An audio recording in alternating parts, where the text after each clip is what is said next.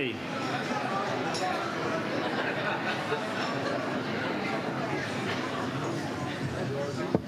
Thank you for getting here for a fantastic start for what's going to be an absolutely amazing conference. It is truly wonderful to see near 500 folk in this hall after what we all have been through in recent times. So, I'm Iain Thomas. I'm Chair of Praxis Oral and very proud to be so as we move on to a new era. And I'd like to sort of give you a little few thoughts about where we are. So, apart from the fact, firstly, it's brilliant to be back in person. And then we've all been sitting around in our bedrooms or living rooms or wherever they were. I, in my house, was in the peripatetic state of not knowing which room I was getting because the kids got everything else. We're now out and about. It's absolutely amazing. And hopefully you have a fantastic time here. But we should also remember there's many more serious reasons that make this a really exciting conference to be at. We've never been more relevant to society, the things that we do. And Praxis has developed a new strategy to help deliver on that, help you deliver on that, and I'll talk a little bit more about that later. I guess thirdly, the other reason it's so exciting is this is our 20th anniversary. We've been around since 2002, and this is the time to celebrate, and we'll have a fantastic year doing such. And again, I'll talk to you a little bit about our history, where we came from, and what we're going to be doing in this year. So that's wonderful. And again, say this is the biggest conference ever, and I think there's some degree that's pent-up demand, but I think it also tells us a lot about how important we are to the organisations we serve, the people who fund us, the governments who have had basically long-standing strategies in this area which have been pretty consistent and apolitical, and the societies who may benefit. So we're here to help you and help your colleagues do a better job, and that's one of the most exciting things for us. So all these things, the fact that we've still been here through the last 2.5 years, the fact there's so many of you here, the fact we're so relevant is, I think, a testament to the strength of our community, the resilience of our community, the persistence of our community, and the wonderful enthusiasm. And I'll mention some of those issues later because I think they're important. So let me just set the scene of why we're here now and what's so important. The practice of knowledge exchange, technology transfer, call it what you will, has never been more relevant because the engagement between the research institutions in this country, the universities, the hospitals, and the specific institutes with industry, government, NGOs has never, ever been more relevant. It's visibly and palpably so. And that's an exciting time because we have got to tackle, as a society, some very, very pressing issues, be they climate change, aging population, mental health, energy supply, and other resource constraints also exist. If you think about our electric vehicles, think about where some of those materials come from. They come from some of the less politically savoury countries. I've travelled through most of sub-Saharan Africa and I've seen some of the politics there, and it's not trivial. So we can do things to make the world better in that kind of way. And we also know that the government has an innovation strategy that is built on stuff that comes way out 20 years ago from the stuff that happened in the early part of this century. That's been nearly consistent, but it's been more and more increasingly articulated as critical. Our Minister for Science, George Freeman, wants us to become an innovation or a science superpower, an innovation superpower. And those words have a lot behind them, and I won't go into them, but because many of us have probably heard them. But I think it tells you about the ambition that we need to help drive and help become real. And there's some real tangible examples of this. The government's taken this on itself. They've recently formed the Government Office of Technology Transfer because they know their own knowledge assets, as they describe them, are important and are valuable. They should do something about them. We're lucky enough to have Alison Campbell here, the newly appointed CEO. So welcome, Alison. She'll be on the next panel, but who's also previous chair of Praxis Oral, to do something with yet another source of intellectual assets that this country generates. So I think it's never been more important. It's also important to remember that we're now starting to be centre stage. The recent honours lists, 2 people were awarded honours. One was Professor David Sweeney, who got a CBE, and the second was Professor Trevor McMillan, who got an OBE. And they've technically got them services to higher education. But if you read the blurb about them, it's all about their commitment to delivering on things in the impact agenda, including CEF. And they were recognized for developing, championing, and implementing those processes. I mean, if that doesn't tell you that what we're doing is important, I don't know what is. And then lastly, practically, I think we can't fail to have noticed the Oxford AstraZeneca vaccine came out of government research and it's delivered phenomenally well. I don't know, if we can't see our relevance, I don't know what we need to show us that. But in that context, it's telling us how important we are. And I think it's telling us that we must deliver more, deliver it better, deliver it more ambitiously, and deliver it faster. Because people legitimately have those expectations of us, and people trust us to do this. And I think that's something we should bear in mind and not forget in the coming months or coming years. So let's think about what this has done for us. Because we're centre stage, it makes it more exciting because we're suddenly more relevant. But with that, of course, comes a whole lot of scrutiny. Quite rightly so. People want to see us perform. And we've recently gone through the CEF. We've also just seen the REF results. And we're in a country which scrutinises things more ferociously than anywhere else in the world, but it has set us in a very good place. Now, the interesting thing about the CEF is the CEF has shone a light on our practices, good and bad, and I think we need to be honest about that. Whilst we celebrate the good things, we should understand that not everything is perfect. The CEF has told us as institutions, as individuals, where those challenges lie and how we can do better, where we need to focus our attentions.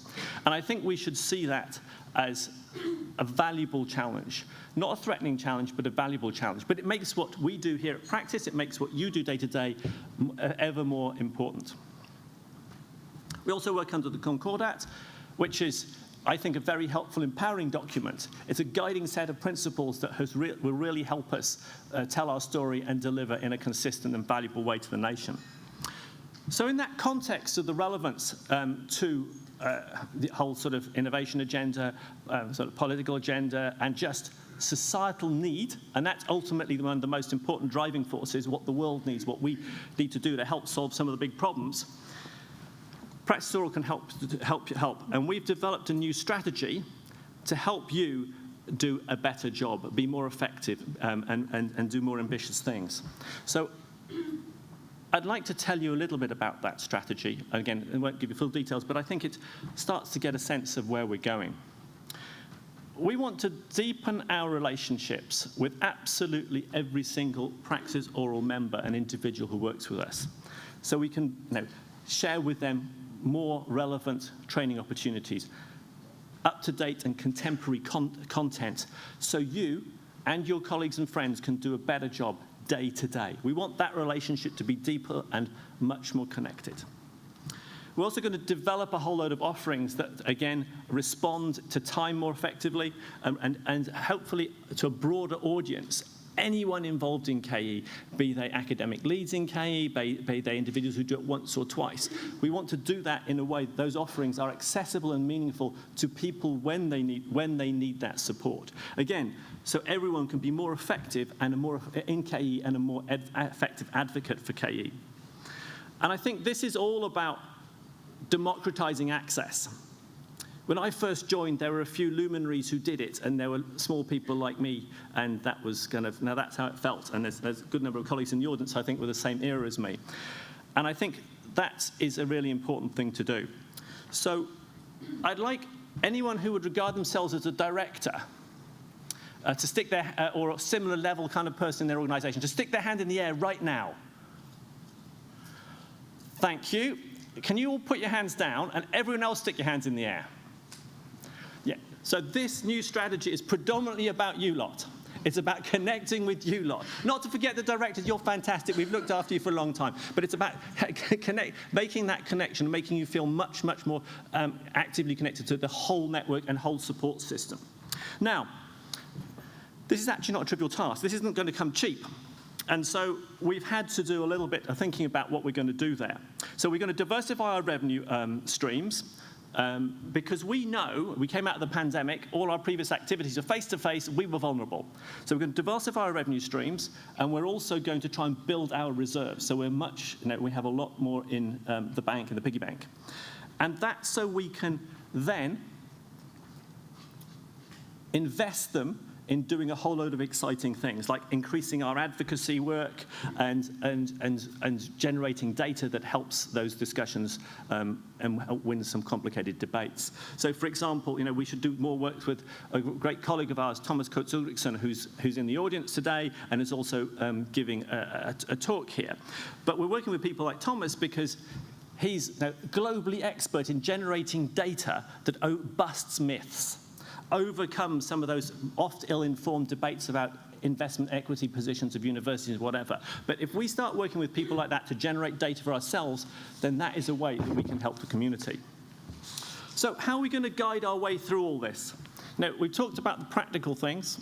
I think we should remember that as part of the democratizing process, we're doing it in a way that is making sure that we as an organization and the profession are as welcome to as many skills and expertises as we possibly can be.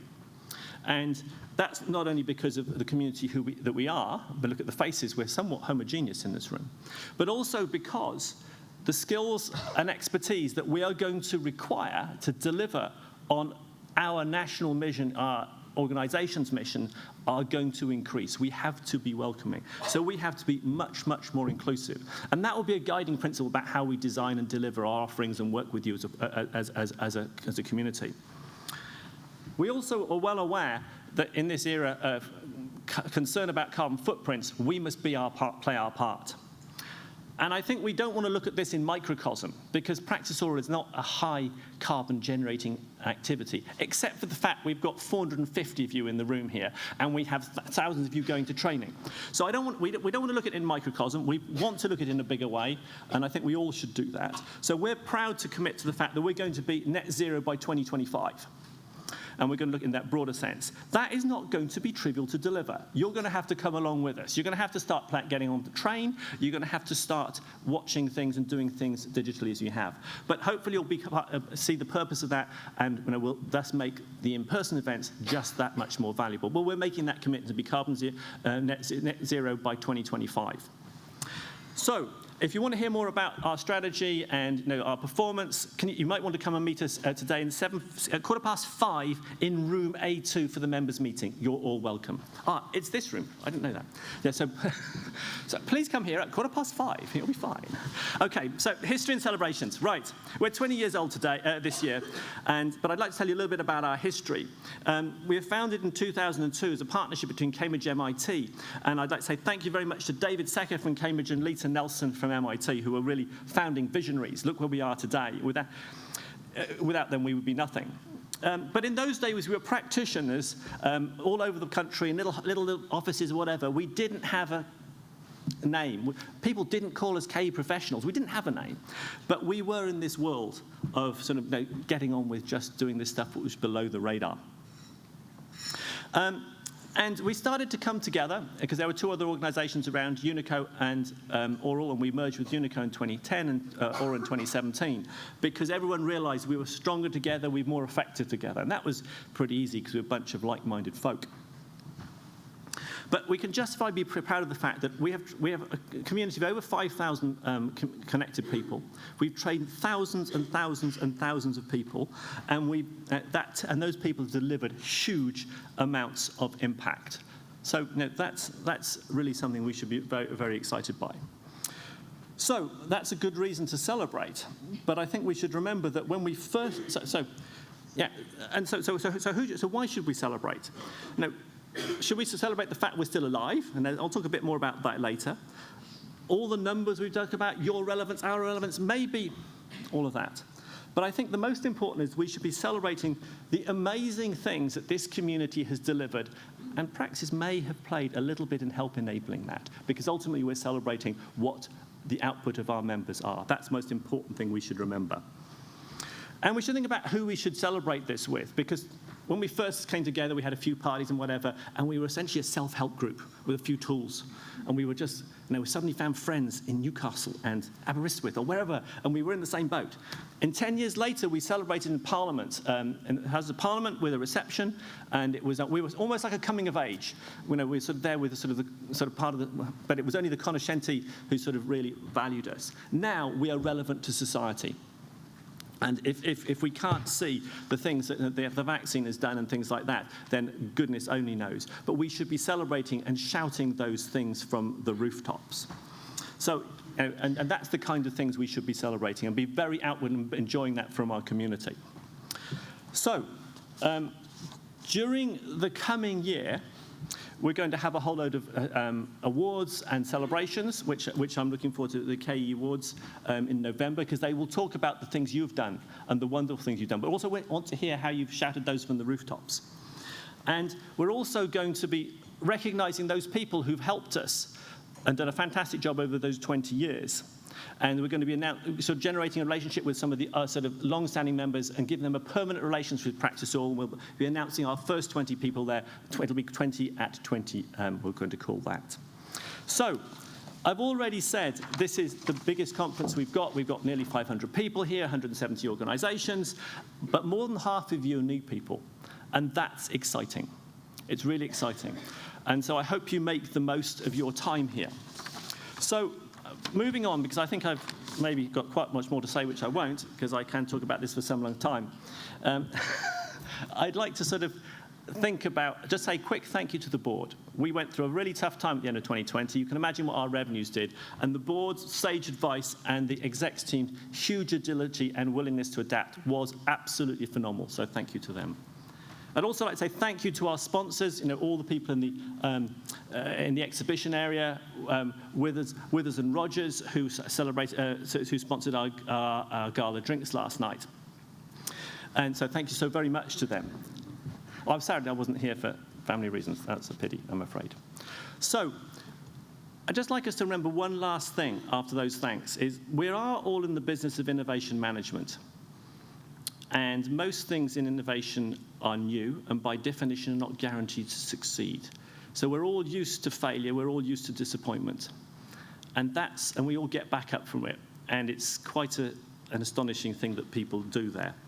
So that means we should not be scared of experimenting.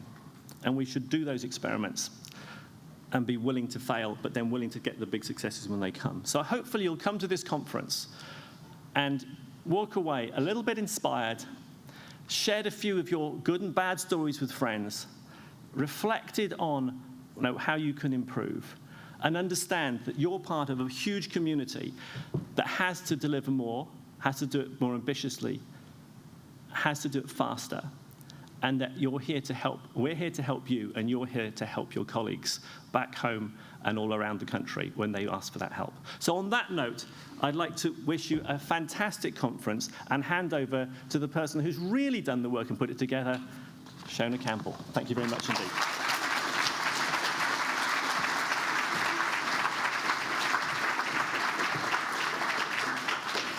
Wow, there really is a lot of you. Well, good morning, everyone. I'm going to do what I wasn't going to do and go off my notes right from the start, but I want to pick up on what Iain was saying about democratisation, because I'm very honoured to be standing here as the chair of the conference committee, but I do remember when Alistair Cameron phoned me, probably some point into 2019, and said, don't tell anyone yet, but we're going to have the conference in Brighton. I went, oh, yay. And would you like to be the chair? And I think I possibly laughed at that point and said, really? Me? Because I thought, well, I'm hardly part of the establishment. I may not be your obvious choice for a chair, but he convinced me that that was a good thing.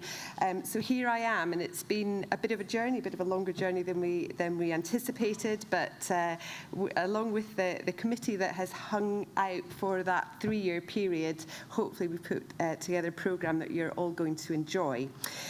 So the strapline of the conference is KE is a people business, and you are the people, all 450 to 500 of you. And it's great to see you all here. What a fantastic atmosphere we had yesterday. There was a real buzz, and we're really looking forward to hearing that continue as we go through the various sessions that we've got planned. So we've all got KE in common. A lot of us know people here, but as you've heard, around about half of you haven't been to conference before and may not know people. Now, we're all sitting in rows, so I'm not going to suggest that we stop at this point and, make friends with the person sitting in the row behind. But as you go into the plenary sessions and in the breaks, look out for people who you haven't met before, make connections, be open to conversations, and go home with an even broader network than you came with. So we're all raring to go, I hope, but before we launch into the main programme, I'm just going to share a little bit about Brighton, a little bit about the programme and how it came together and how to make the most of your time at the conference. So the Brighton Centre, a fine example of brutalist architecture, but I guess many of our campuses, those of us who are university-based, have fine examples of brutalist architecture, so perhaps we feel a little bit at home. So many illustrious events have happened in the Brighton Centre. Party political conferences of every hue come here, like moths to a flame. I think the Lib Dems are next up. But it also hosts sporting events, tennis and snooker, for example, conventions that would make your eyes boggle. I remember walking past a very long queue once and clicking quite obviously that this was the tattoo convention. But I was speaking to the AV team yesterday, and they told me that they've supported a beard convention, which might be one. Maybe some of you would like to come back for that at some point in the future. There's also lots and lots of musical events. I don't know if you come up the stairs on that side, there's a plaque. Bing Crosby did his very final gig here, as did Wham, I believe. But slightly more recently than that, local musician Fatboy Slim, an alumni actually of the University of Brighton, played a free concert for NHS and other emergency services to thank them for their work during the pandemic, which was a lovely thing to do. So obviously, doing all these things, it's a very flexible venue to be able to support that range of activities. I'll come back to how we're going to be using the building in just a few minutes. So it was great that Praxis Oral decided to come to Brighton. I know from speaking to some of you yesterday that lots of you have been here before, but we've got plenty of people who are exploring for the first time. I think I spoke to someone who'd been to university here and was coming back. So I'll tell you a little bit about the city. So it can be traced back to a Neolithic encampment on White Hawk Hill. You might have noticed that Brighton is quite hilly. You only have to start going inland and it gets steep pretty quickly. I spoke to one of the committee yesterday who decided to go for a run inland and realised that pretty quickly. But it was really in the 18th century that it started to grow and become the city that we know today. Part of that was the saltwater cure. It became a fashionable resort where people would come and dip themselves in the sea to cure them of all their ills. So one of the fans of that was the Prince Regent, subsequently King George IV, who built the Royal Pavilion, which you might have seen. If you haven't seen it, go along to the pier, turn inland, it's on your left, you can't miss it. And that was his seaside retreat, and it became the base for what was quite a flamboyant lifestyle. So the growth of the city kind of continued from there on in, helped enormously by the arrival of the railway in the 1840s, which opened it up as a location for day trippers from London. Some things never change. I think over the Jubilee weekend, half of London were possibly in Brighton. The railway is really important now as well, but in the other direction, taking many of our coast dwellers up to the capital for work. So Brighton Hove is quite a small city. It was only conferred city status in 2000, and we're sandwiched beautifully between the sea and the South Downs up the hill. And it's actually the UK's only urban biosphere. The people here are passionate about the environment. One of the things we're famous for, I guess, is having the UK's only Green MP. This passion, I would say, is reflected in our knowledge exchange. The University of Brighton, where I'm based, established the Green Growth Platform in 2014, which is a green business network, which has gone on to great things. And that's my first plug for a session in the final set of plenary sessions tomorrow, so you might want to have a look out for that one. So if our geography is linked to our environmental passions, I guess our history is important to another thing that Brighton is famous for. So with a history of tolerance, which dates back probably, I guess, to the Prince Regent's time, Brighton's recognised as the unofficial LGBTQ plus capital of the UK. We host the UK's largest Pride celebration in August every year. We also have the England's largest art festival, and that literally only finished on Sunday, so you've just managed to miss that, although there might be the odd sign of that still up around the city if you manage to have time for a bit of a wander. So I've obviously, as you can probably hear, I was not born in Brighton, but I have been here for 19 years, almost as many as Praxis Oral has existed for. People stay here because it is a good city. It's inclusive, it's lively, it's passionate, and it's definitely a people city. And I made that little list and thought, what a perfect parallel, really, with the KE community. So what does knowledge exchange look like in Brighton and its region? So we have two universities. We've got the University of Sussex, and there's several Sussex people in the audience today who have a campus up just where the city meets the Downs, established in the 60s with around 20,000 students. And then there's the University of Brighton, where I'm currently based, which has 3 campuses across the city and about 18,000 students. So lots of students in this rather small city. So the University of Brighton is one of the universities that was conferred university status in 1992. We'd previously been Brighton Polytechnic, but you can trace us right back to a School of Art, which actually started in the Royal Pavilion's kitchens in 1859. I've always meant to find out a little bit more than that because it sounds very bizarre, but it's a nice story. So the universities are embedded within the community, serving a region which is known to be one of the most complex ecosystems in the country, so lots of challenges for us there. We're dominated by SMEs, including a really high level of startups. We have a high proportion of service sector businesses, including tourism and conferencing, as you can tell, but also financial services. So, for example, one of our biggest employers is Amex, which are just a little bit further over in that direction. We're also known for our creative industries and creative digital in particular. Some of you might be aware of Brighton Fuse and the programmes that have stemmed out from that piece of work, which established that creativity is enhanced by connecting the arts, humanities and design with digital and ICT, and I think that's quite a well-established fact now, and something that I'm sure a lot of us are involved with in our work lives. We also serve a sizable health and medtech sector, and we have some really groundbreaking advanced engineering around, sort of clustered around Ricardo, with one of their rather brilliant startups being Dolphin N2, which is one of the partnerships that we're particularly proud of at Brighton. However, in common with many coastal communities, not everything is rosy. If you wander around the town, you might also see that homelessness is quite a problem here, and we also have pockets of severe deprivation. We have a long and renowned history of doing what we can to support our communities, and that links into a second plug for a session that actually runs at exactly the same time as the other University of Brighton session tomorrow. So, you know, you'll be split there to make your decision. But bringing it back to this slightly less rosy aspect, levelling up and the distribution of funds relating to that agenda does pose massive concerns for us down in this corner of the world, and I'm happy to stand on that soapbox and talk to you more about that later in the conference, because I know there's others in the same boat. So I've plugged a couple of sessions while introducing you to Brighton, but let's focus in a little bit more on the conference itself and what to expect.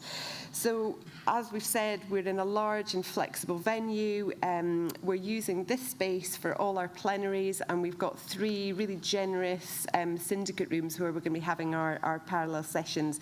Then we've got the massive atrium downstairs, which is where we'll do most of our breaks and our networking. We've got our exhibitors there as well. So we've got really great space to spend time together. There's also a really nice networking room upstairs with amazing views over the sea or into the drizzle, the dreich day that we have out there. That's for you, Iain.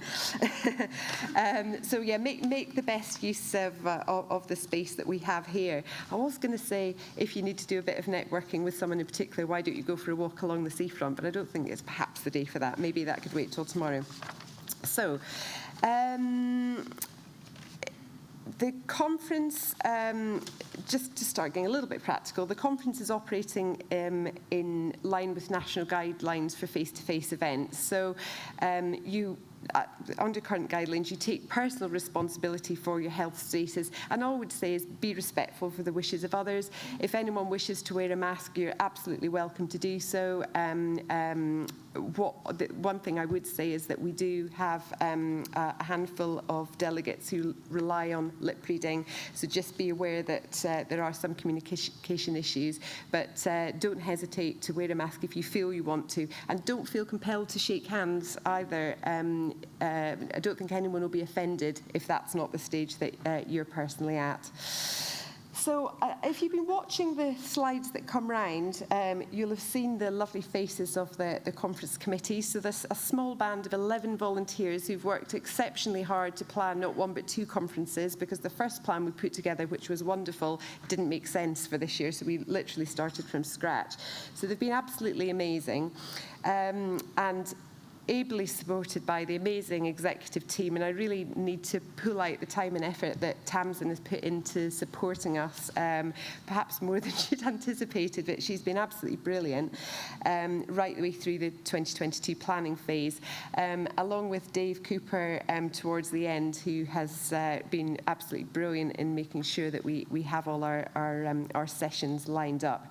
And then Maxine parachutes in as the calmest person ever, which has been definitely needed, but particularly by me on a couple of occasions. So an absolutely brilliant team effort. So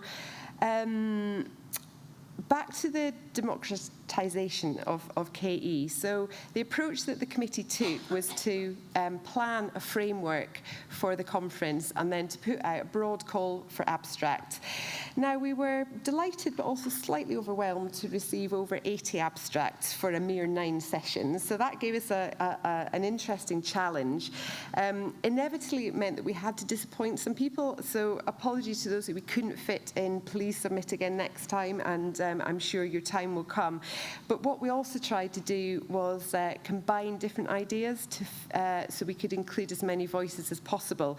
This was complex, and what I would say is we're very grateful for the patience of those who were slightly shoehorned into sessions. We hope they'll all go really well, but that's the background to it, that we really want to make sure that we're hearing from as many voices as possible today.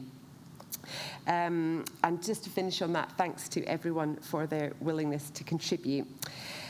So the committee and the exec team will be thanked again at the end of the conference, I'm sure, but we want to acknowledge their contributions now to allow all delegates to reflect on their contributions as you go through the conference.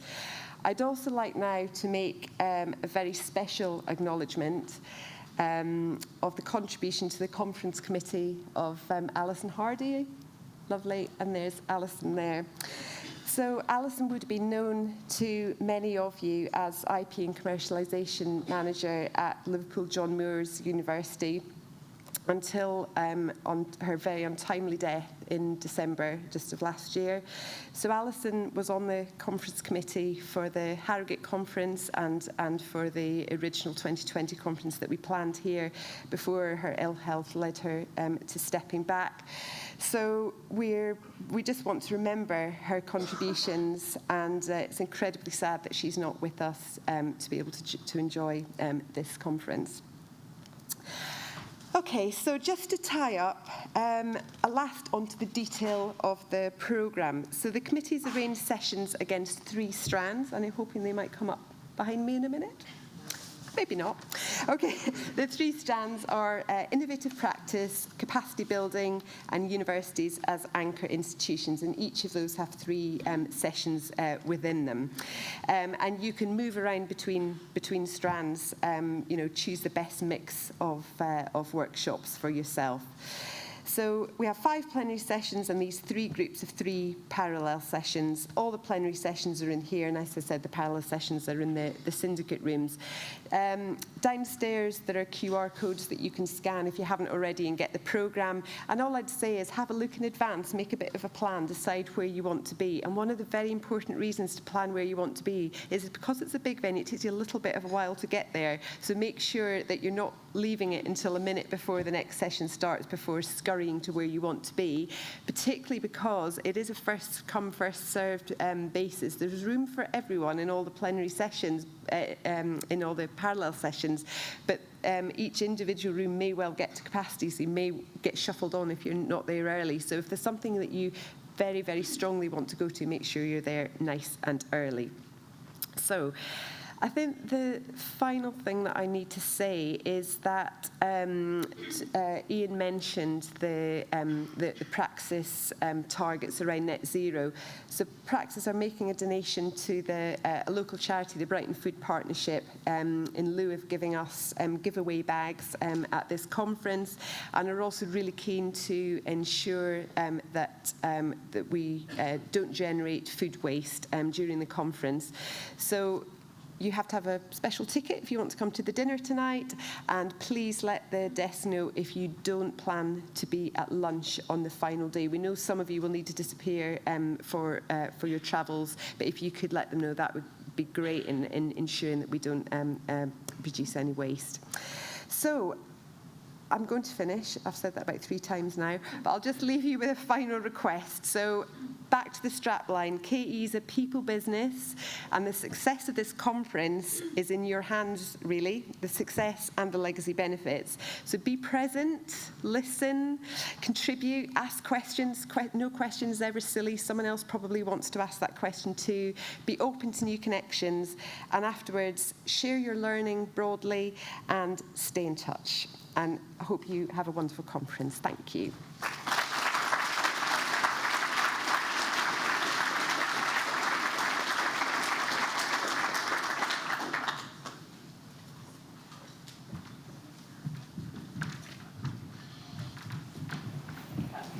Okay. Oh, it is a full room. Good morning, everyone. A warm welcome again. This is our first plenary panel session of the conference, and I'm absolutely delighted to welcome onto stage with me 4 inspiring KE practitioners. So we have Alison Campbell here from the Government Office of Technology Transfer, Gurmit Clure from the University of Birmingham, Andy Walsh from GSK, and Iain McClure from the University of Kentucky and the current Orton Chair.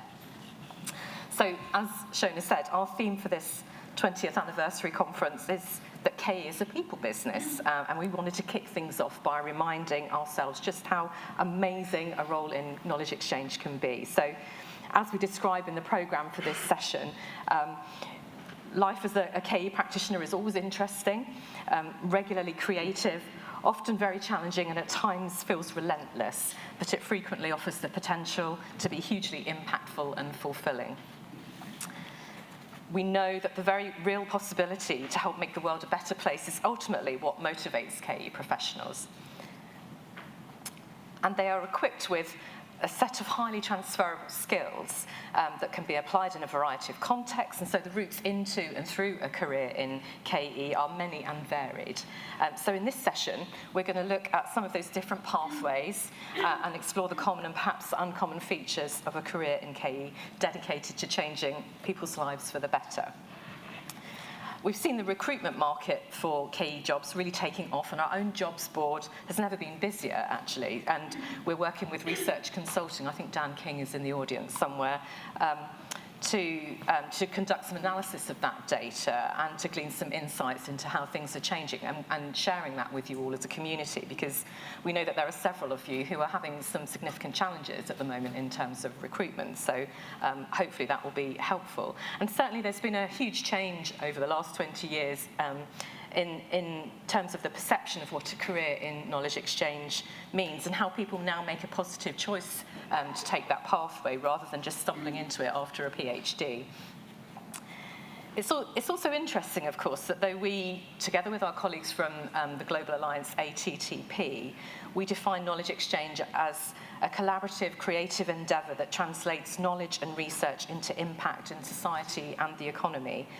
There are still many undertaking this work that wouldn't self-identify as KE practitioners.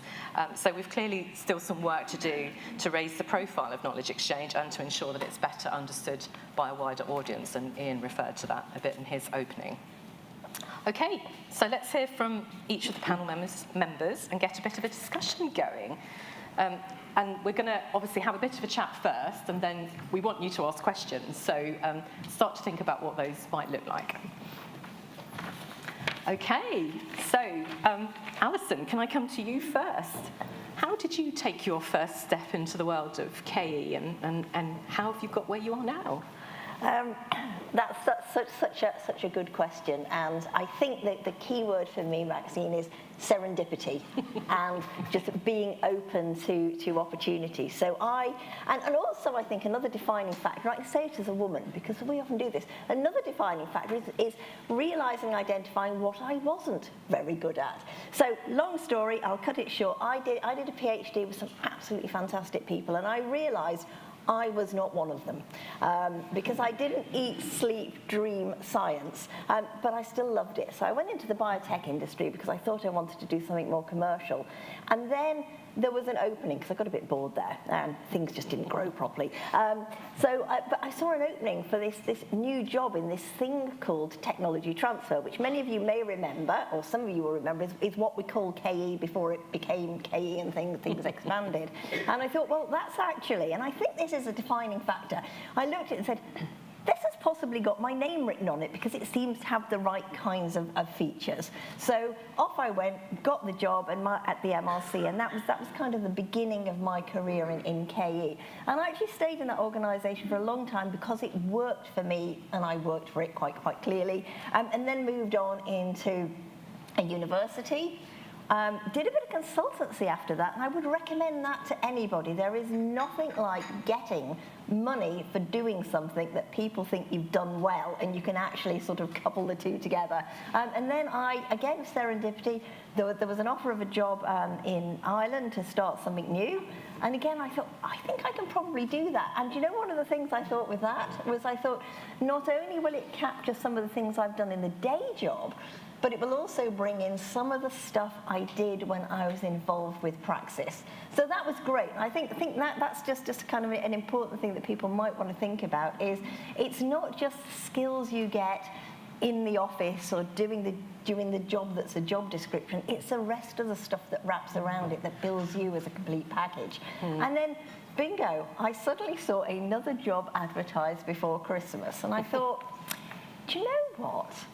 That looks quite interesting, and I think I'd probably be a bit cross if somebody else got it. So that's really how I sort of progress through it. But yeah, entirely serendipity, but keeping an eye open to opportunity. Well, we're all very pleased that you're in your current job, Alison. Thank you. Gurmit, you had a bit of a different route to that. I did, tell us yes. a bit about how you came into it all. So it's brilliant to be here. Thank you, firstly. What a wonderful audience. So PhD, I don't have one.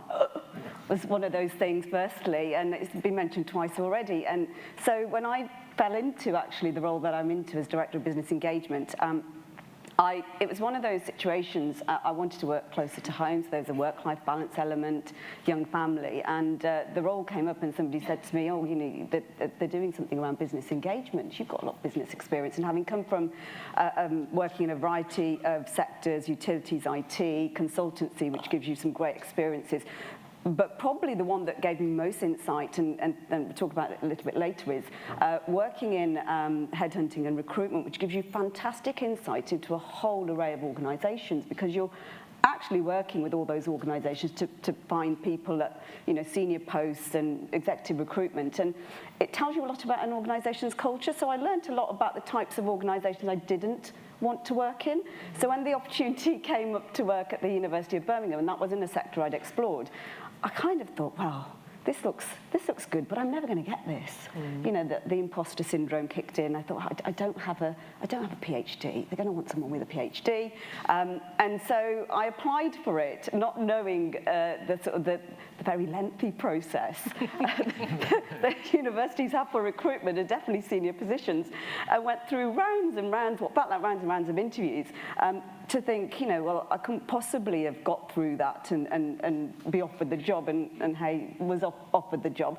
But it was, the feedback I got was that although I didn't have the sector knowledge, it was the transferable skills. Yeah. And that was absolutely what I think at the time the University of Birmingham were really, really good at looking at, well, actually, there's something here in terms of transferable skills, but also what we've been talked about already, that outside experience of having diversity, not only because I'm a woman of ethnic background, but because of the experience I've had that hasn't been in the sector. So I think it was always fortunate timing, but I think absolutely opened my eyes to a world which now I'm sat here talking about. Yeah. So, Yeah. That's hugely, a brilliant opportunity that I've had in the last 9 years. Thanks, Gemma. Andy, gosh, I remember almost 20 years ago, sat next to you at Research Services Division when you were when we were just starting practice, and you were at the NHS Innovations Hub, so another different starting point. Yeah. So I do have a PhD, and actually I'd sort of before I made the transition into tech transfer, I'd actually moved from where I did my PhD in a postdoc in Leeds down to Cambridge, and I had a sort of vague plan that I wanted to work somewhere in that boundary between science and industry, because I'd always felt that as a scientist your work had to pass the grandma test, which meant that no matter how obscure the area of research that you were doing, it had to be translatable so that you could tell your grandma what you do, and she might nod and you think she might get it. It's not just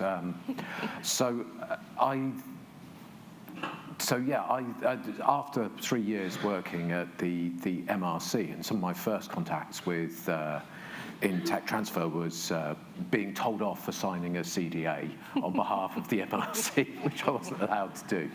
But that then to discussions actually with some of Alison's team at the time about what tech transfer was and what it might mean. And then the job came up at what was the tech transfer office at Cambridge at the time. And it was working in a project that was DTI funded to sort of support tech transfer across the NHS and university on the side. So it was like both NHS and university stuff. And so I was lucky enough to get that job. And it was, as you say, I think I went on the second ever Fundamentals of Tech Transfer course. So I really feel like praxis has been a big key in my progression. Yeah, and how did things sort of evolve from there for you? Because obviously you're now at GSK. So how did you kind of make that transition? Yeah, well, obviously there was quite a few years in between. Yeah. So I think I did around 14 years at Cambridge, and actually it was a fantastic experience. And to a certain extent, you have a very world-renowned research-intensive university. But I was very lucky in that I had some absolutely fantastic cases that went really well. So I'd had sort of around 5 years of really, sort of as good as it gets tech transfer, setting up companies, selling companies to big pharma, technologies that you'd worked on getting into patients. And I sort of got to the stage where I was like thinking, crikey, it would be unreasonable to expect the next 5 years to be as good as that. And it was time to think, right, there's more I could do. And I'd worked quite closely with GSK on a number of cases, and they were one of our main collaborators. And I was aware of as Gurmit says, the culture of the company was always seemed very positive to me. And when the job came up, it was, as I said, there was like this list, and you go, I can do that, can do that, can do that. Yeah. And fortunately, I was able to convince Malcolm Skingle, who's here, that I could. And so that was 5 years ago. Yeah, gosh. But so it's been Quick. fascinating transition to go onto the other side of the fence. And actually my role now is very distinct from, it's not the direct opposite of what I was doing at Cambridge. And so I've shifted much more into focusing on collaborations rather than technology licensing. But you bring a lot of the same skill set to bear. Sure. Thank you. And Iain, how did it all start for you, in this, auspicious position now of Chair of Autumn, and, where did you begin? Yeah, so it's a fantastic conversation to have at a conference like this, Maxine, where I think, as Iain said, over half of the people, this is their first conference, and presumably a large number of them perhaps new to the industry of knowledge transfer. My path was also non-traditional. I'm glad Gurmit just started the no PhD train, because I'm going to jump on that train. Also having no PhD. I started my career as a corporate M&A attorney, and had tech transfer was not even on the radar for me. But then I became an entrepreneur. I left a partner track position with my law firm to go start a company, pre-revenues, no capital raise. My wife was really excited about that move at the time. But we were able to start a company, and the company was based around intellectual property licensing. It was a financial exchange for trading intellectual property rights. And so I sort of dove headfirst into intellectual property strategy through that. And then when we sold that company, I went to an investment bank that was focused on what we called IP-rich M&A. So we worked on behalf of big tech companies sourcing acquisitions of intellectual property portfolios and technology assets. So I spent an entire career leading up to my own immersion into technology transfer, understanding intellectual property strategy, but mostly from the corporate side. And a lot of it had to do with innovation, the innovation process, product development, market entry, market growth, those things. And so I remember I got a call from a recruiter who had this position at the University of Kentucky, which is in the United States. And they knew I was from Kentucky because they had recruited me for a position prior. And my first call, and this is perhaps the most important step for me, and why I love our community, the knowledge exchange community, so much. My first call was to Oren Herskowitz, who is a really good friend of mine, leads Columbia Technology Ventures. And I asked Oren first if I should do this. And then my second question, when I said, I think I'm going to do this, is I asked him if he could be my mentor. And I think that's so important for anyone getting into this profession, new to this field, is find a mentor that has a similar background as you. Oren had a similar background as me. He came from the Boston Consulting Group doing management consulting before he got into technology transfer also. Didn't have the scientific background, just like me. And I thought, what a perfect mentor. And certainly that's been incredibly helpful through my path through tech transfer. And that's what you'll find so much in this field is everyone is willing to help and support. It's just such a collegial field.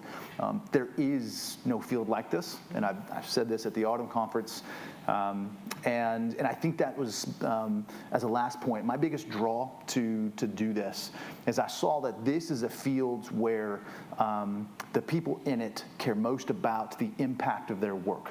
When I was doing this in intellectual property strategy in the corporate world, especially in the investment bank space, the service provider space, the people cared about getting the deals done and doing the licenses and moving the IP, but really the impact they were mostly focused on was the bonus check or something like that, getting the deal done. But this field is just really about the innovation impact, right, and the public benefit impact, and that's what really drew me to this field and the people in it. It's so interesting to just have that sort of different range of kind of routes through, and to have spoken about that today. So, and we've talked a bit about transferable skills. So perhaps, Iain, I'll come back to you. So what makes a good KE practitioner? What are the skills that you need to have in order to transfer, through these different career pathways? So there's lots of obvious skills, and in fact, I don't think there are any sort of wrong or right skills because we have so many. It's just such an interdisciplinary field.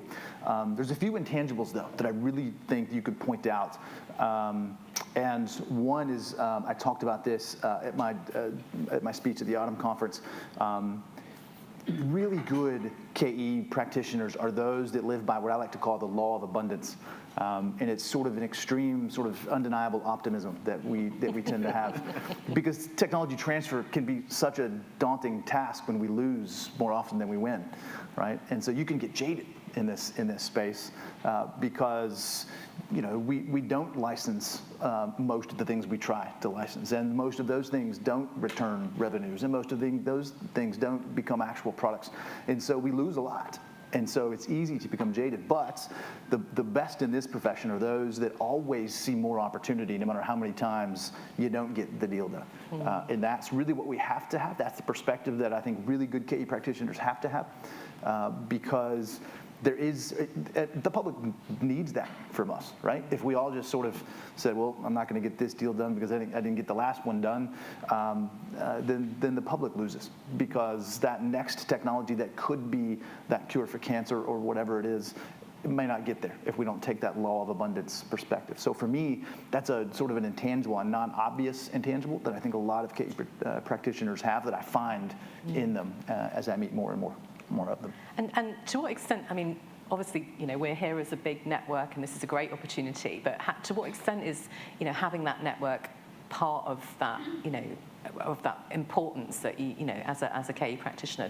It's huge. It's huge. I mean, it's, and I mentioned the importance of this group in this room right here, and having sort of mentors and people who are collegial and will support you. Immerse yourself. I mean, it's, this is, Praxis Oral is representation right here of the community that you can immerse yourself into, and it's just a network that answers questions when you have them, and don't be shy. And I'm sure as Iain was talking about being sort of ambitious and aggressive, go be ambitious and aggressive. And I wish there was a couple people that came up to me last night at the reception that had not met me. Obviously, were new to the profession, had just gotten in their first job, and really wanted to get to know me and connected with me immediately on LinkedIn.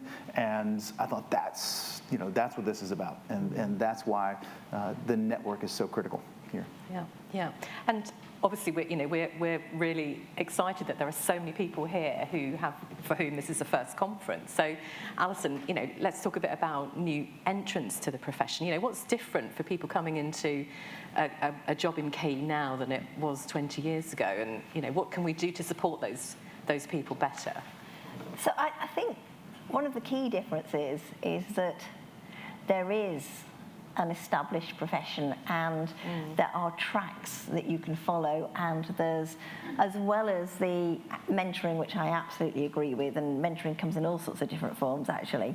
Sometimes it's just about having a good buddy who'll really push you along a little bit as well, and I've benefited from that. But there's also the training pathways. So I'm not here necessarily to beat a huge drum for Praxis Oral, but I can't not say it, because actually what we've created as a community, and what you will keep evolving as a community, is a suite of trainings that take you through a particular pathway that supports you. And that just wasn't there at the beginning. At the beginning, it was about a bunch of people who were kind of entrepreneurial, and I actually think that is a key feature that you often need in this profession. Not entrepreneurial in I'm going to start a company, but an entrepreneurial approach to the way in which you do things, because I don't think there are any rules. So no matter how much structure we put around this, I think if we get hidebound by rules, we're actually doomed.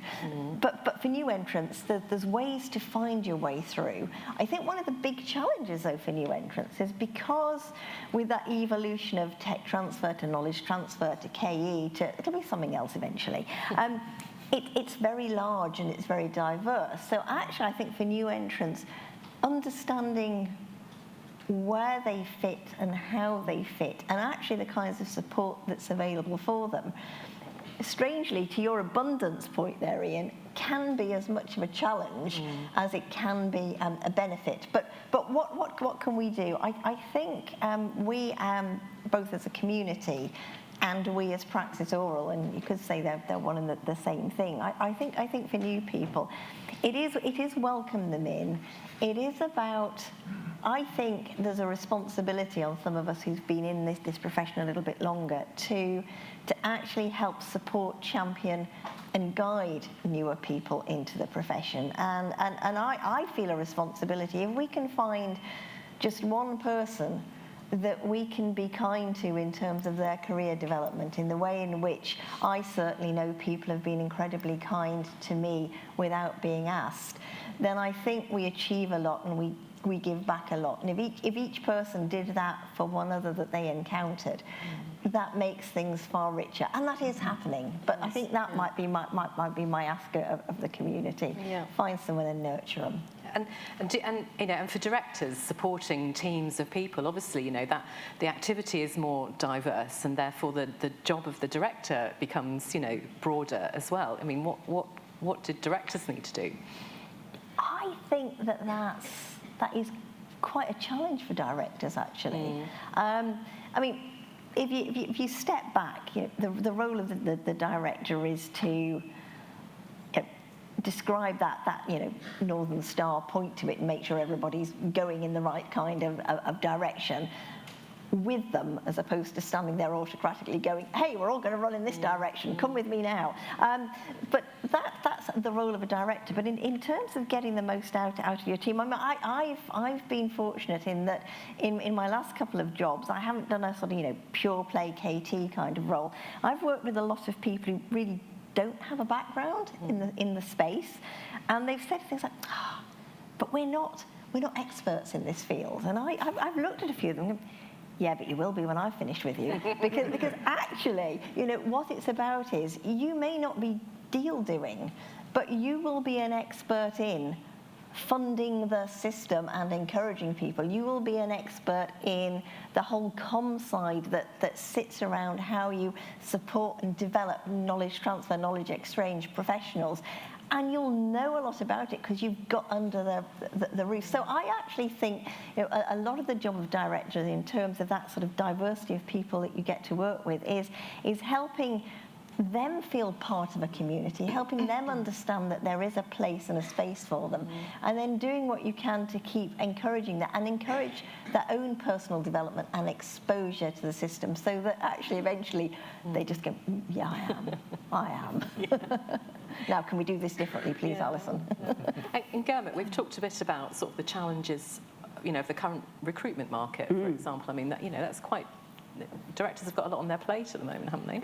They have, and I think it's really interesting, some points that have already been raised in the fact that, we are no longer working, we don't have a place of work. Place of work is wherever at the moment you choose for it to be, if you're willing or if the organisation allows that. So I think the biggest challenge at the moment is we've moved away from the traditional knowledge of what we thought and how we recruited, how we attract, how we retain even, to a model where actually the world almost could be your oyster. You could be working in London, sat in Birmingham and vice versa. So I think that has really opened up the market. So the supply and demand is really challenging at the moment, and I think we're all facing it. The candidate, the Great Resignation, for example, we can go deep and philosophical into this, but people have really started to question, what is it I want to do? Why? The why question of what I'm doing. Is it right for me?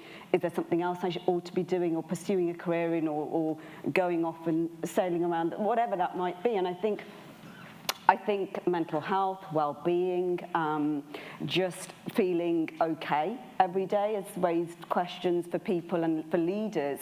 I think I call it through the keyhole. One of the I think the real kind of silver linings of the awful 2 years of pandemic is that you got to see a little bit about people's worlds in their homes, and often you don't get to know your staff like that. You might have that one-to-one and it be very professional, but you don't go under the surface of maybe what's really bothering them or what might help them in their career development or personal perspectives. But when you're sat, as Iain said, in somebody sat in their bedroom or their shed or wherever it might be, you can really pick up on some things and you start to have a deeper conversation.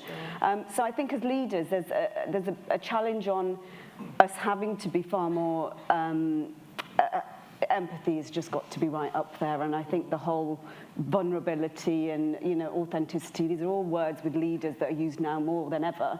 And the emotional intelligence piece, always been there, as a leader, you need to have that, but I think you need to have it in spades. And then, I think those of us who lead teams and are in that privileged position, it's energy. It requires a lot of energy, and you do have to adapt your style.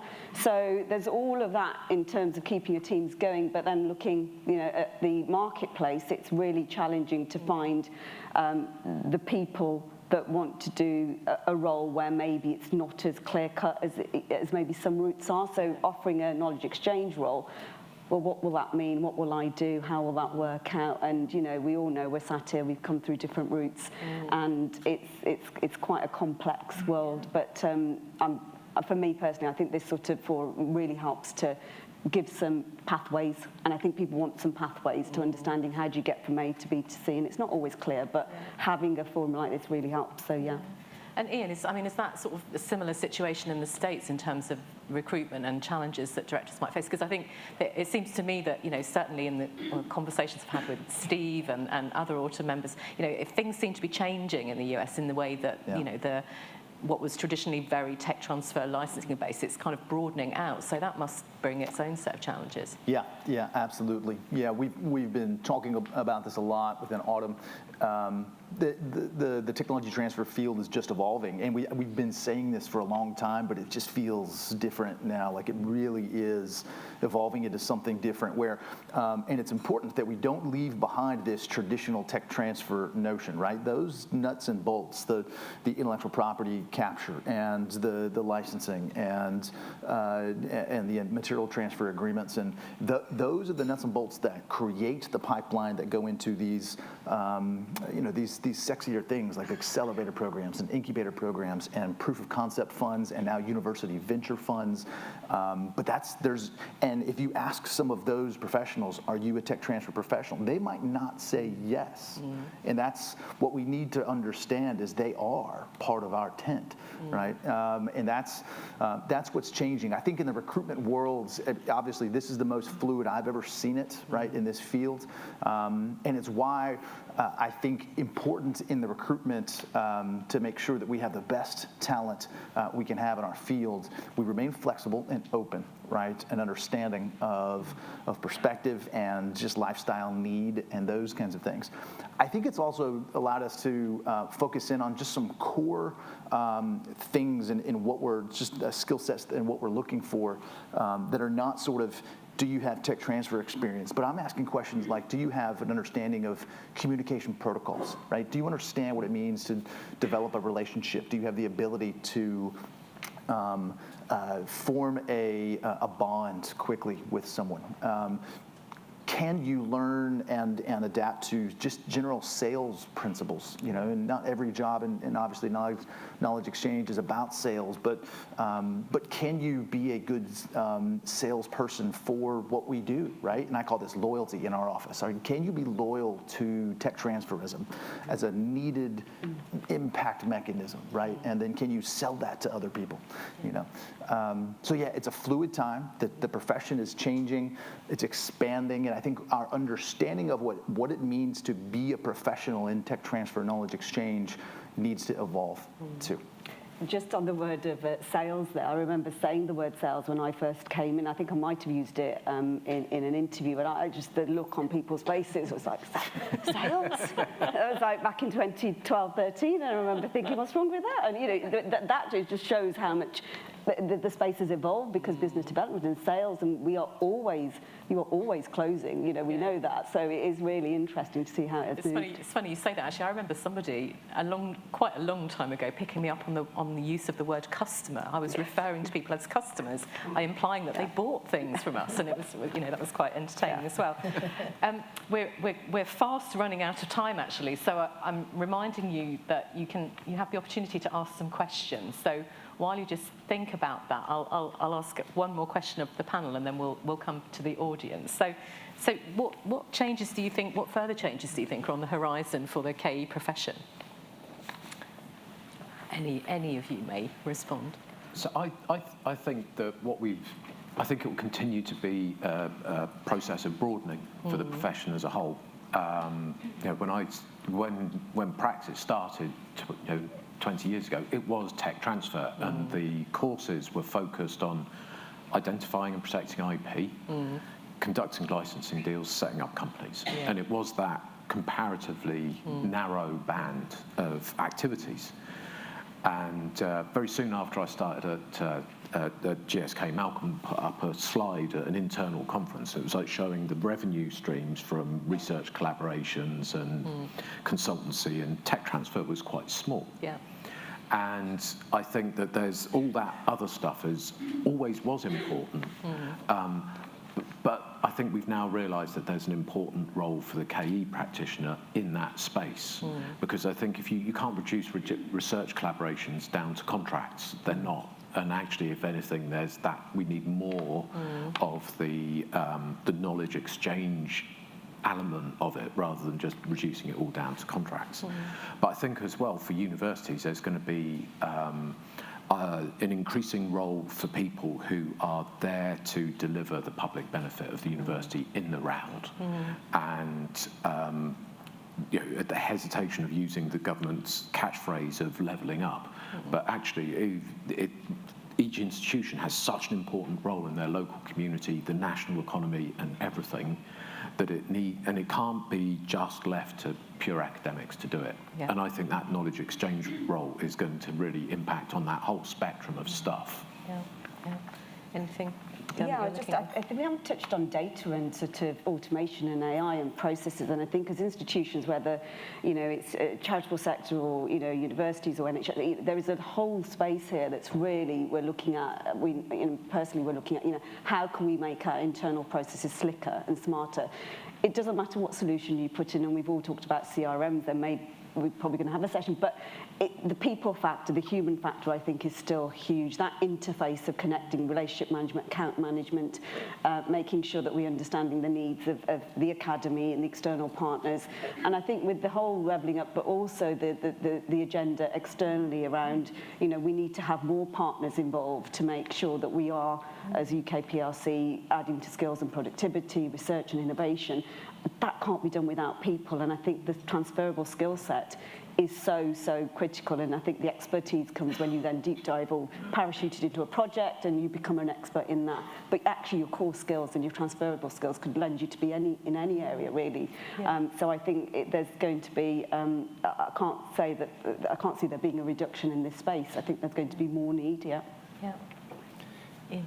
It's, and I've been wanting to say this, especially for those that might be new to the profession here, this is a really exciting time to be in this field.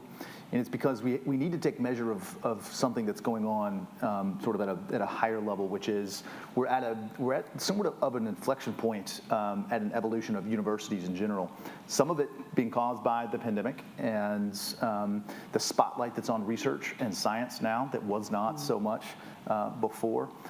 And what we're seeing as a result. So, for example, in the United States, we see for the first time ever since the creation of Bayh-Dole in 1980, our federal government is looking at funding technology transfer. It's never done that before, right? Why do you think? Well, it's because of this new spotlight, right? But then we're also seeing an evolution in the federal funding of research. We're seeing new language like use-inspired research, which is getting to sort of market necessary solutions, and how do we develop some of those? We're seeing grant programs in the United States now that are requiring consortia and or coalitions with industry, right? This is different, right? Our National Science Foundation just launched its largest program ever, 160 million per grant, to coalitions of multiple universities and multiple industry participants focused on use-inspired research.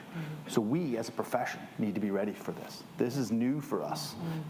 And the demand of knowledge exchange professionals to get involved in this, and especially for those that are new, again, going back, to be the best professional you can, immerse yourself in this context. Go understand why this framework is happening, what's happening around you, the policies, the innovation and intellectual property policies that make up why we do what we do or how we do it, because it's all going to be put on a platform and at the top of this totem pole, so to speak, because I think we're at an inflection point right now, and what we do is going to become more and more important.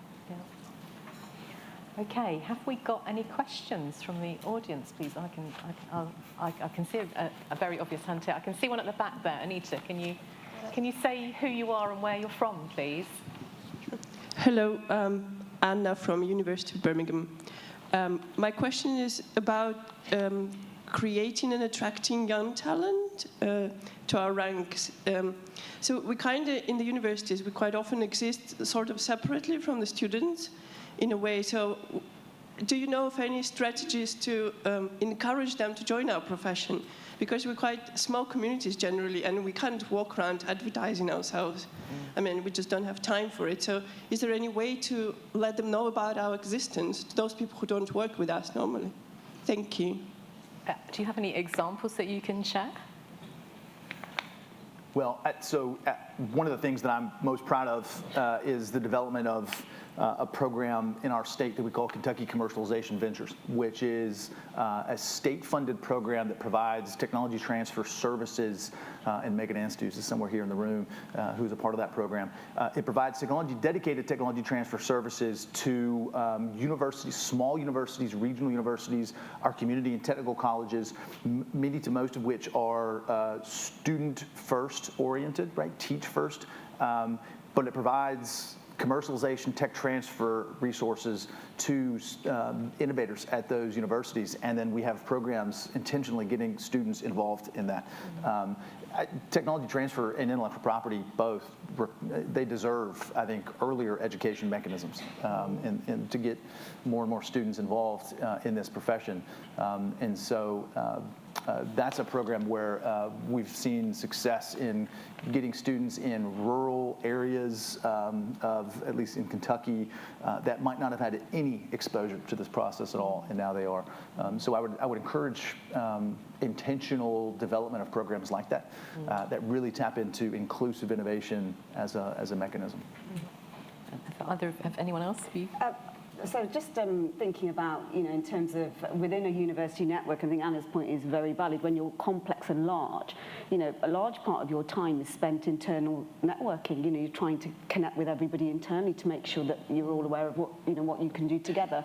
And I think the talking more broadly, the kind of the research and education agendas coming closer together. We've got TEF and REF and now KEF. I think it's really important that students are a part of that conversation. And one of the things actually we've done at the university, and it's in all of our PDRs, sort of reviews, is that students have to be at the heart of what we are all about. So actually having something in there that links us to purpose and why we're here, and it links to the values, is having something around how we connect to the students. So it might be something small, it might be volunteer, it might be, running a program of activities, but, working with Careers Network and employers more closely, but making sure that we all have something in there that helps us to connect into that student community.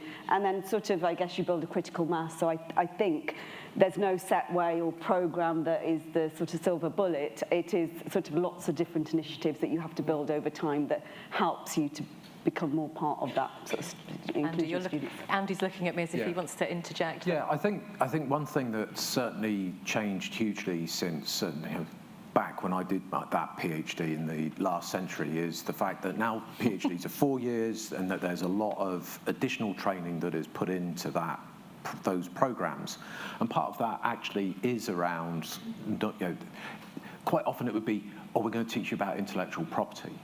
But I think that there's an opportunity for people in the KE sector to actually engage in people at, say, the PhD level and say, well, we're going to talk to you about collaboration and knowledge exchange. And we are going to focus on giving you at least exposure to some of the skill sets you need to succeed in that space. And I think that's really important. But I think as an office, I think to a certain extent, if you're going out to reach out to people so you can recruit them downstream, I think that's going to be quite tough. But what I think officers absolutely have to do, and I think they do it, is actually advocate for knowledge exchange, collaboration with industry, and actually advocate for what we are trying to achieve here, which is to benefit society through those processes. And it's interesting, as Praxis, we're receiving a lot of interest from the university sector, from our knowledge exchange members, interested in training of that kind for their academic staff. So that's certainly something that we're seeing change too. I thought there was another question down here. Are there any more? There's just one at the back there. Yeah.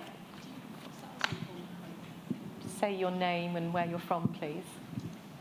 Hi, Howard from St George's, University of London. So we've spoken a bit about the last 20 years, how knowledge exchange has developed, but also at the States since the pandemic and where we are at the moment. What challenges do you see coming and being most prevalent in the next 20 years, and what opportunities do you think they present? Thank you.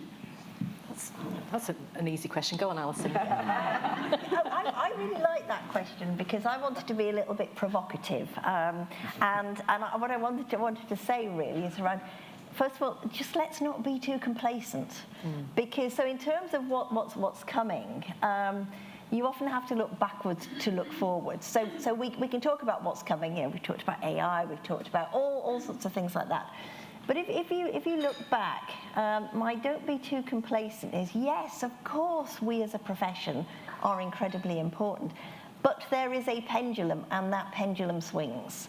And I think we mustn't lose sight of the fact that when it swings, what the profession looks like to those who pay the profession might actually change, and what's being asked for might actually change. And it's really interesting because when we look at what's gone on in the States and how there's been a much more a movement to the K side of the T, which we've sort of predicted.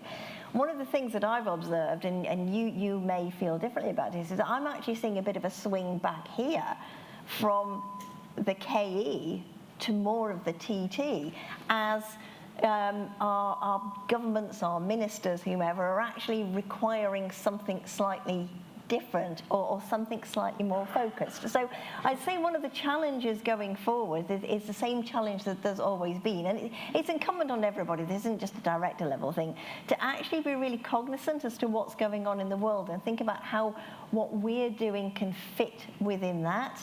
As I say, not to get too complacent about what we're doing and how we're doing it at the moment. And I think we actually need to, my other provocative comment is to be careful about how far we dilute the profession, which isn't to say it shouldn't expand as it is, but I think we need to have sharp areas of focus and sharp areas of focus where we can come together under those particular strands to address those particular, I wouldn't say burning platforms, but the key issues that are going to come up, which will be things like, because it's never gone away, how do we do spin-outs and how do we do spin-outs better? And related to that, and I thought Gerbert might touch on it when she said the word data, the challenge for us going forward is still going to be the data, the evidence, the soundbite for incredibly busy people, you know, whether it's our boss, us, whether it's our PVC, whether it's a funder or a minister, whoever it is, it's getting those really short sound bites that go, what we do is good, what we do is relevant, here's the thing, or here's all the data points that prove it. And it's not, in my humble opinion, a suite of 20 case studies, because nobody's got time to read those. So really focus, I think, the challenge for us is to continue to focus on how we describe the success that we generate, and how we can continue to have focus within that whilst we are a much, much broader church. Couple all of that to the stuff that we've talked about how the world of work is completely changing. I think the biggest practical challenge we've got in this profession is how we, as Gurmit said, how we deploy what is a people and a contact sport into a very new way of disparate working patterns that we have, and how we can engineer in the best of what we need whilst accommodating a very new way of working. And I actually don't think that that's simple. I think together that's something that we'll be addressing in the next couple of years as we all find different ways of working together. And I think that's a focus for the immediate 2 to 5 years ahead. That sounded like a really good plan, didn't it? So thank you, Alison. Amanda, I think I saw your hand up. Thanks. And actually, Amanda Selver-Atnam, University of York, sorry. Angela, you've kind of covered a lot of what I was going to say about that kind of, we've diversified an awful lot, but we do seem to be swinging back. But I guess in that diversification, we've also increased the engagement with academics, and they're becoming kind of semi-KE professionals. I just wondered, do you see that as a threat or an opportunity? And will that allow us to focus the KE professional on those selected areas whilst widening the KE element into the academic communities? So just your thoughts on that from the panel, please. I'm going to jump in really quickly and say we've always got to be very careful what we wish for, because actually the academic as the KE person is absolutely what you want. It's what you want because they can do it, and as you rightly say, we can move on and we can do different things. The danger is we write ourselves out of the equation completely, which goes back to we've got to keep reimagining, repositioning, and actually, in a very understandable way, conveying how we can add value, even if that changes. Yeah, I think that's it's a really interesting question. I've always said when we set up the Division of Business Engagement, when the job is really done is when we don't need to be there. Because the academics will, the processes will be there. They will know it will be efficient and streamlined, and actually that liaison will be happening at a level that it needs to happen. Sort of 9-10 years, we're not quite there yet, and I don't think we'll be there because it just shows that role is required. But I think there's a role for technical expertise or subject matter experts, and there's a role for broader KE professionals that sort of are the glue and keep things moving, and sort of the cogs and the wheels keep turning. That I can't see going away, because I think we all work with a huge plethora of different academics, and not all science and arts and humanities is for consumption of the external, stakeholders. So you have to select the things that are and make sure it's relevant. So I think there's always going to be a role, but I think that might change and evolve as it has over the last decade. So yeah, absolutely. Yeah, really interesting question. I can see another hand. Thank you, Anita.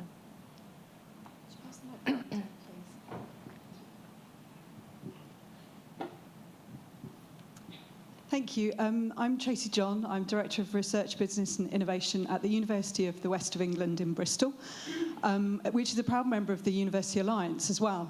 And I just wanted some reflections from the panel, perhaps on the diversification of KE that we see, which is very much around research, innovation and skills, and the need increasingly for us as KE professionals to be able to provide not just excellent first-class engagement with our academics and our businesses, our SMEs, but also how we provide that skills base for them, working with our FE colleges and other private sector providers around the skills agenda.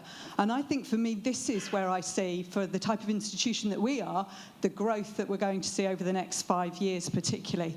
And I just wondered what the reflection of the panel might be on what role you think that will have and changes that will have for KE professionals in universities like ours. Thank you. Thank you. Iain? Yeah, it's a really good question. We at the University of Kentucky, we saw this also as where we're heading, because we can't do KE very well, getting back to the academics question, without the academics being involved in the process. And the two processes cannot run in separate ways, and we cannot do KE without the academics. So we need their skill sets to be raised as well around this, especially if I remember the overarching sort of evolution here towards use and inspired research and just the overall evolution of the universities in general. So we launched at the University of Kentucky what we call innovation training just this past year, which is a whole new program specifically for faculty to go through innovation and entrepreneurship courses and with a badging system. And so if these are short courses, and if they graduate from like 5, they get a badge. If they graduate from the next 5, they get a level 2 badge. And then it becomes a way to show indicia just on campus to their peers that they have a sufficient knowledge base around these things. And we've benchmarked this against a few other universities that have done this really well. And for us, it's about raising, it's career development for our faculty that are, and not all faculty, of course, are going to be inclined to do this, but the more they see their peers with these indicia of knowledge base, they might try. And we think it's important just overall for culture development and for skills development of our faculty as we see more and more opportunities to compete for federally funded research requiring those kind of skills. Thank you. We've got time for one more question. Oh, good. It's mine. I just grabbed the microphone. Jeff Skinner, I would like to draw on the relative youth and inexperience of the panel comparatively, just to ask whether something else has changed as well. I mean, once upon a time, it was all deal-driven. You know, the unit of performance, the unit of production was us and a particularly entrepreneurial academic who wanted to achieve something, and we worked with them.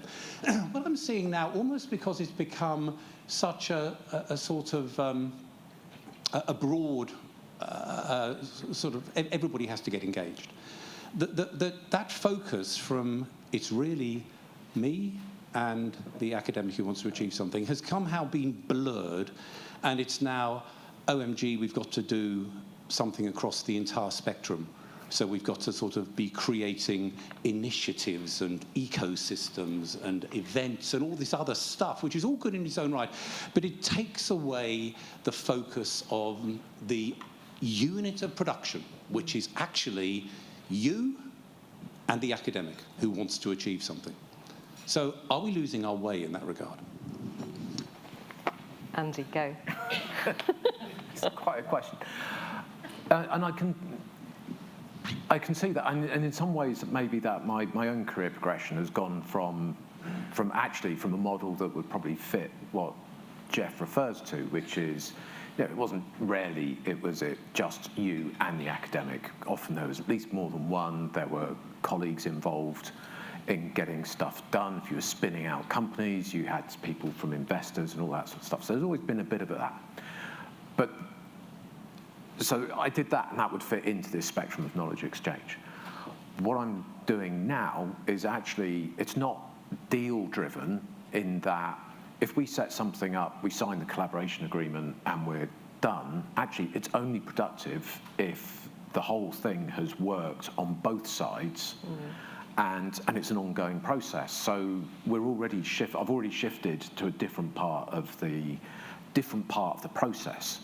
And you're right, Jeff, it has more people involved, and it's about completing a task, i.e. the project that you're trying to collaborate on. So I think I think there is a spectrum of stuff here, and I think that there is, what is it that we really need to focus on? It is around, firstly, it's focused on public benefit to society, the economy, by bridging interfaces across the academic divide. It's the broader type of stuff. And I think that if we're focused on that aspect of it, then I think we have a focus for the profession that we can talk about and articulate and sell to our colleagues, but recognise within that. And I actually think the metrics that we need to think about is around that delivery. So when we finish a collaboration, when it's closed out, we actually do send out a brief survey to our stakeholders in GSK and say, well, what worked and what didn't work? So we've got some information about what did or didn't actually deliver. And I think we need to do more of that.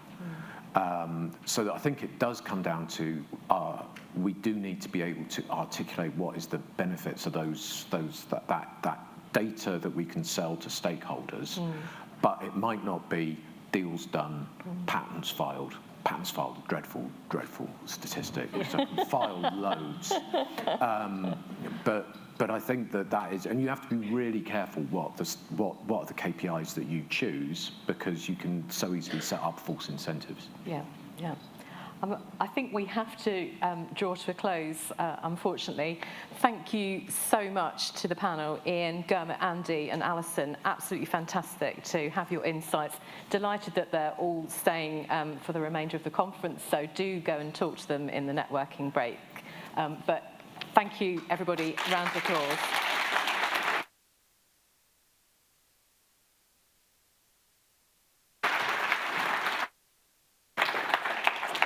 I promise you can go for coffee shortly. I just wanted to, there's a few housekeeping things that I needed to make you aware of, and Shona's described where things are, so I won't need to cover that again. But just, you know, if you need any information, go down to the Practice Oral registration desk and there will be people there who can guide you. Obviously, we're a large group, so you're going to go down for coffee in that main networking area in a moment.